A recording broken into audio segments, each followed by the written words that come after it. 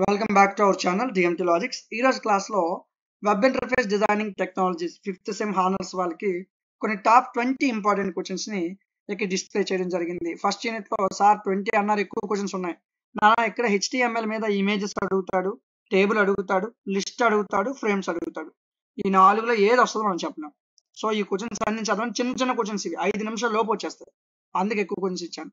Second unit లో ఈ questions చదివితే సరిపోతుంది. మీకు కొన్ని ఎక్కువ క్వశ్చన్స్ ఉంటాయన్న, ఎందుకంటే ప్రతి క్వశ్చన్ కూడా వెబ్ ఇంటర్ఫేస్ డిజైనింగ్ లో చాలా చిన్న క్వశ్చన్లు ఇవి, చాలా చిన్నవి. మీకు లాంగ్ ఆన్సర్ అంటే ఒక 4-5 పేజీలు రావాలి, కానీ ఒక్క పేజే వస్తుంది, అంత చిన్న క్వశ్చన్స్. సో ఇవి మీరు పక్కాగా చదవాల్సిన క్వశ్చన్స్, ఇంతకైనా తక్కువ చదవద్దు దయచేసి. ఖచ్చితంగా ఈ క్వశ్చన్స్ చదవండి. ఈ క్వశ్చన్స్ సంబంధించిన ఆన్సర్లు క్లాసులు డిఎంటీ లాజిక్స్ యాప్ లో ఉన్నాయి, చెక్ చేయండి. యాప్ ప్లే స్టోర్ లో ఉంటుంది, ఇన్స్టాల్ చేసుకోండి. ఓకేనా?